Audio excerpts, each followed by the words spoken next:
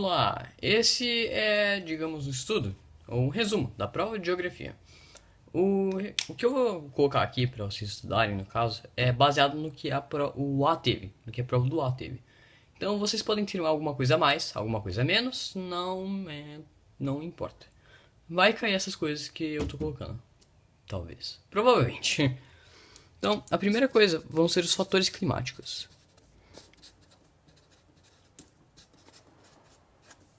Os fatores climáticos, o mais importante deles que vocês têm que ver mesmo vai ser a poluição. Porque a poluição é um dos mais importantes no mundo atual, principalmente porque nós poluímos muito o ambiente. Acaba que a poluição vai cair no exercício, e esse exercício ele vai valer 3, 4 pontos, pelo menos a nossa valeu 3, 4 pontos. No outro fator, no caso, existem vários fatores climáticos, eles caem na outra prova falando nisso. Outra coisa que vocês têm que estudar é a diferença entre clima e tempo meteorológico.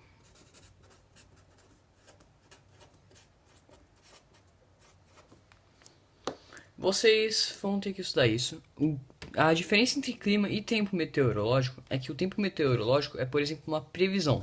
Ah, chuva, está chovendo em Salvador. Ou, por exemplo, será um dia ensolarado em Salvador. Já o clima é realmente quais são as características do clima daquele local. Por exemplo, em Salvador é quente, é um fato.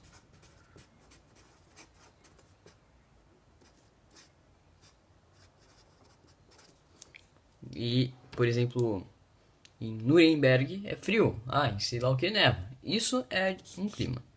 Essa é a diferença entre tempo meteorológico e clima.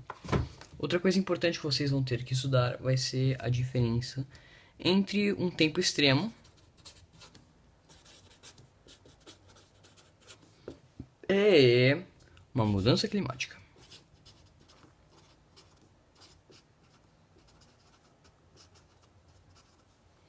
Qual a diferença entre esses dois? O tempo meteorológico, ou melhor, o tempo extremo é, no caso, uma condição extrema de tempo, como por exemplo, um furacão.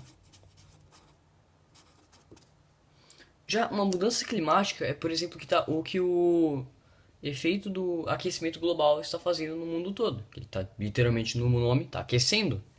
Isso quer dizer que uma mudança climática pode ser, por exemplo, em 1950, nesse lugar nevava, agora não neva mais. É o que vai, por exemplo, em São Paulo está fazendo 40 graus. Nunca fez 40 graus. Ou deve ter feito. Ou antigamente era a temperatura mais fria. Isso é uma mudança climática. Uma mudança vitalícia, digamos. E tempo extremo, como já falei, furacão, etc. Vocês vão ter que falar sobre isso. Também terá a leitura e análise de gráficos. Gráficos de clima. No gráfico você tem dois fatores, digamos. Um deles é a curva de calor. E o outro deles são esses aqui, que são barrinhas. Essas barrinhas são barrinhas que representam umidade. Com esse calor e essa umidade, você consegue distinguir um local, por exemplo. Por exemplo, se a linha de calor ela aparece um monte, quer dizer que está mais quente, no meio do ano, quer dizer que é um local no hemisfério norte.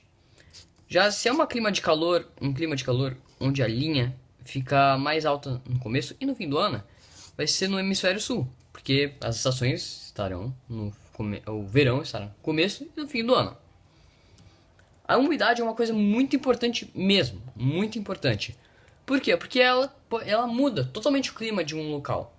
Por exemplo, existem dois efeitos. Existe a maritimidade e a continentalidade. Ambos eles são mais ou menos branco e preto. Porque a maritimidade acontece em lugares que tem muita umidade, que estão perto de um corpo d'água. Já a continentalidade, ela está perto de no caso, ela está num lugar longe d'água, onde não tem água. Um exemplo desse é um deserto. Aí, o que nessas duas afetam? A continentalidade e a maritimidade afetam a amplitude térmica. E aí você me pergunta, o que é amplitude térmica? Amplitude térmica é a diferença entre a máxima e a mínima, por exemplo, de um dia. Por exemplo, num deserto, a máxima e a mínima são muito longe uma das outras. Por exemplo, de dia faz 40 graus Celsius e de noite faz menos 10 graus. Por que isso acontece? Porque há ausência de água. Porque a água é um regulador térmico. Isso quer dizer que lugares com água, ou melhor, são mais a menos, digamos. A temperatura não varia muito. E é por isso que os desertos eles variam muito. Um lugar, por exemplo, que tem amplitude térmica baixa é Santos, porque ele está perto de um corpo d'água, que no caso seria o Oceano Atlântico. E ele sofre então o efeito da maritimidade. Um lugar de continentalidade você pode falar, por exemplo, o interior de São Paulo, que não tem muita água. É praticamente isso. Ah, e não se esqueçam de duas coisas: o derretimento das calotas polares e o buraco na camada de ozônio.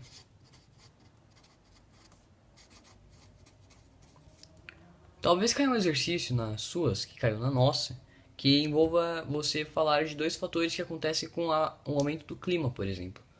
O aumento do clima ele traz derretimento das calotas polares, que faz com que o nível do mar suba, e o buraco na camada de ozônio, ou prejudicar a camada de ozônio, faz com que raios UV entrem na nossa atmosfera, o que eles podem, além de causar câncer e feridas na pele, queimaduras, ele ainda derrete mais ainda o gelo.